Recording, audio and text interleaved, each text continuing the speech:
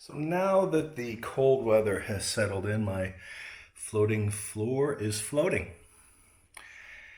And you can start to see some of the wood seams. So if I was to do this floor all over again, I would have stained or painted or something underneath into the tongue and groove to avoid this exact situation.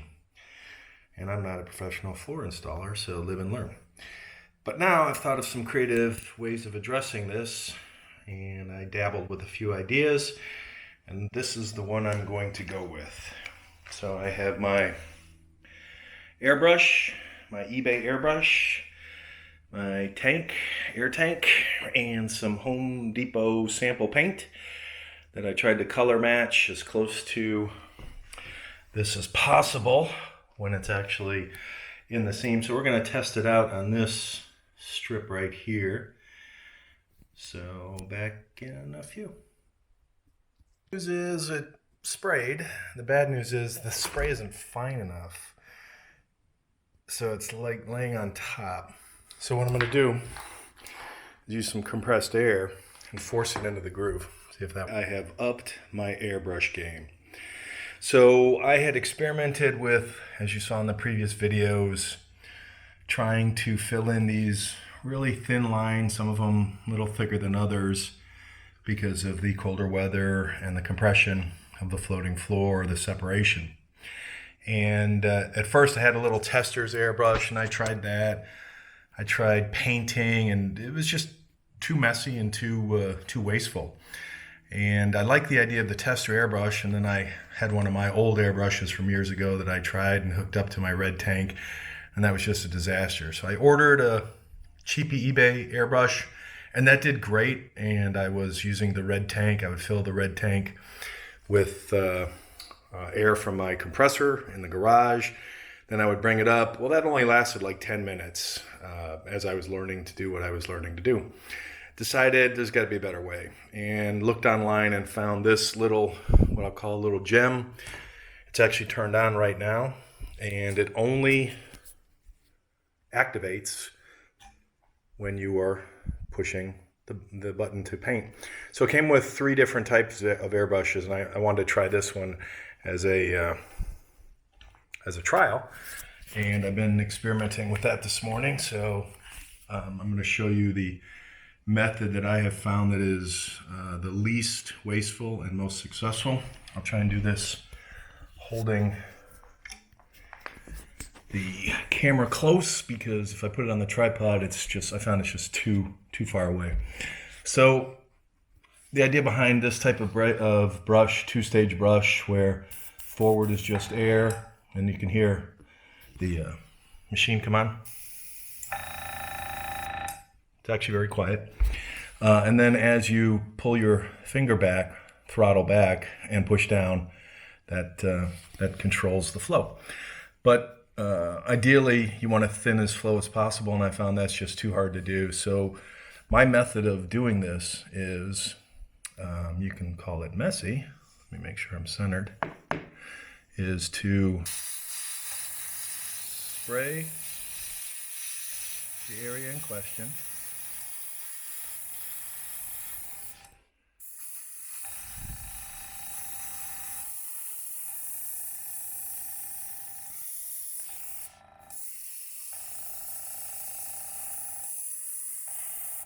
And you're saying to yourself, Jesus, that's a mess. Well, then I go back with just air only and push it into the groove. And that assures me I get instead of just wiping it with a damp cloth, it allows me to fill the gap with as much paint as possible.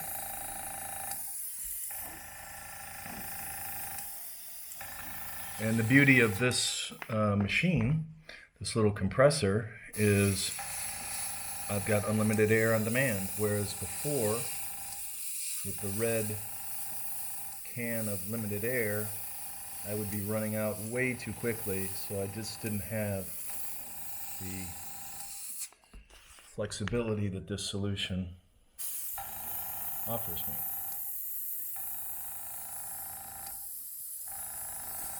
And I just take a little area at a time, no hurry, no rush.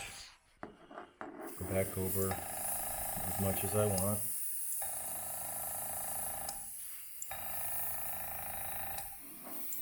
Hard to pay attention and video at the same time, so apologies. And then I have what I would call limited overspray. And then I take my rag and wipe that up. And another towel to buff the floor so that there's no remnants. And now I've got a very clean line that is not bright and shouting, saying, looking down at me. So that has worked out excellent. I'm beyond happy with that. So for this, I think it was 60, you can get this for 60, and I opted for the 2 brushes, and I think it was like 70 something with tax, but well worth it in terms of ease of use, the flexibility of the brushes, the different, I have a little air leak there from the pressure, the different types of air brushes, and overall great value for doing something that in hindsight I should have done as I was laying the floor, but I've never seen anybody address that in any video. So my part 2 solution was a success.